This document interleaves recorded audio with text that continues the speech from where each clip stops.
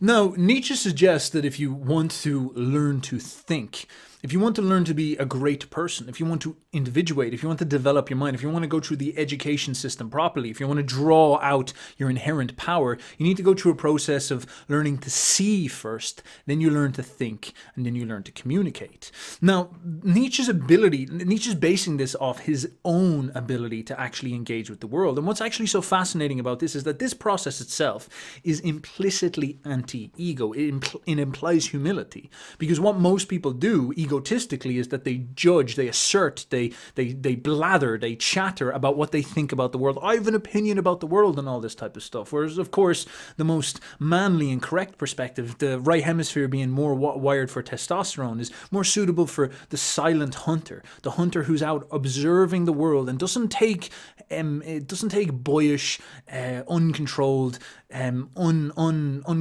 untamed actions and just launches himself upon the world. Instead, the hunter yields himself, holds himself, calms himself down, and observes and studies. And he notices the animal, and he empathizes with the animal. He feels the animal's vibe. And then when he understands, he thinks and he reasons. And when he sees the right opportunity, when he notices and deducts and sees the right opportunity, then he expresses, then he acts, then he creates, then he launches himself upon the world. And so implicitly, his ability to humble himself and get into observation mode is key towards developing yourself. And Nietzsche's Nietzsche's assertion of this actually comes from his ability to do this. He is an incredibly observant thinker. He's really, really good at perceiving this. I think he's actually much better than Jung at this particularly. And he's also more philosophically skilled and better understanding how to do philosophy and how to think and how to reason. Most people are terrible at this.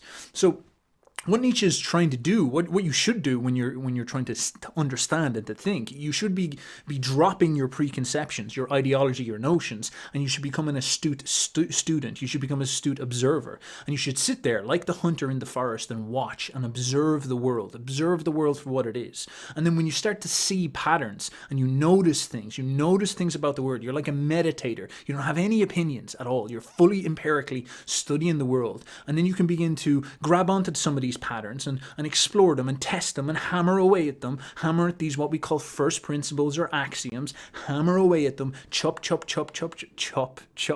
the hell am I talking about?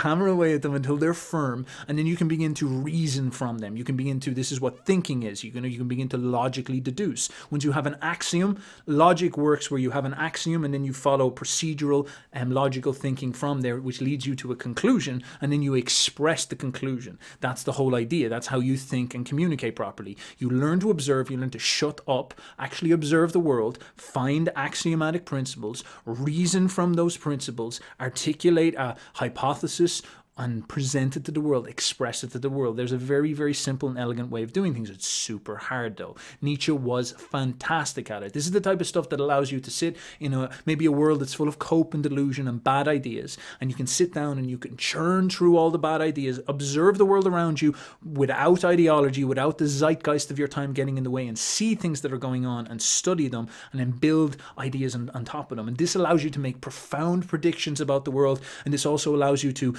see things 10 years ahead of your time, be like exceptionally perceptive for your age. And this is exactly what Nietzsche was. Nietzsche was clearly correct at this because Nietzsche's foresight was incredible. Nietzsche predicted things that are happening today that he predicted them 150 years ago, stuff that far extends anything that Jung sort of predicted. He is so astute with this, and the reason why he was so good at this is because of his ability to perceive axioms. And one of these was about this idea of what is truly this thing, this subconscious mind, this supercomputer. What is truly driving this? What's truly driving us is really what you could sort of talk about.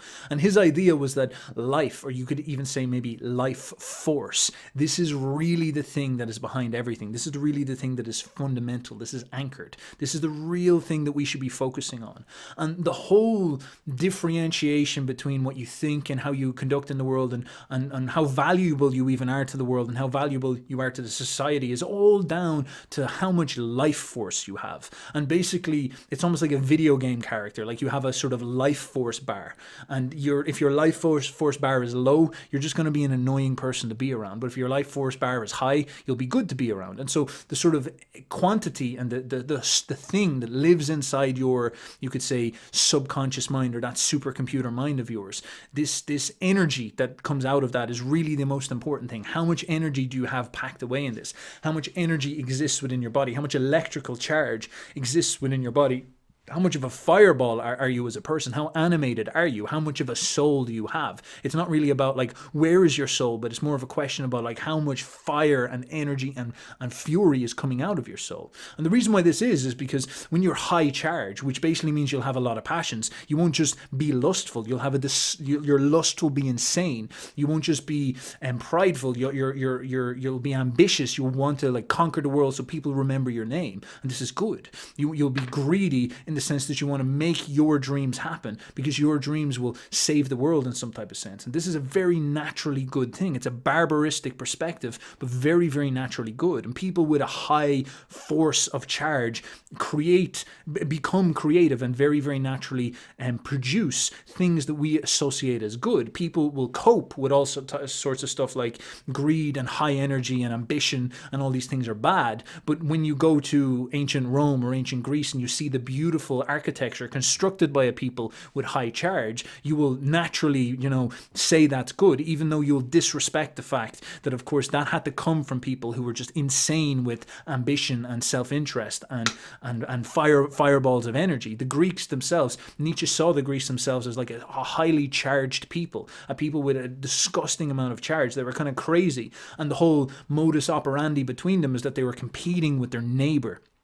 Them and their neighbors, it wasn't like love your neighbor that we understand from Christianity. It was like, oh my God, and there's my neighbor, I have to outcompete him somehow. They would wrestle all the time. They'd have all types of ways of competing, fighting. Everything was about competition, about beating your neighbor. There's this sort of like terror within the Greece, because like everybody was so full of charge and aggression and violence that you're almost as afraid of your neighbors as you were of like outsiders and people from outside of it. The Greeks were like in among themselves, always battering and fighting each other. They were just it was like a vibrating nuclear bomb just waiting to go off, the entire population. And this is a really fertile and powerful place to be, because this produced Greek culture, which nowadays we even look back with reverence. It's like, oh, how did they come up with all those beautiful statues and those profound myths? How did all that stuff pour out of them? Well, of course it poured out of them because these were people who were full of powerful charge. They had a very, very coherent and powerful way of orientating themselves, a very, very much beautiful way of orientating themselves. The Romans the same. How did they explode into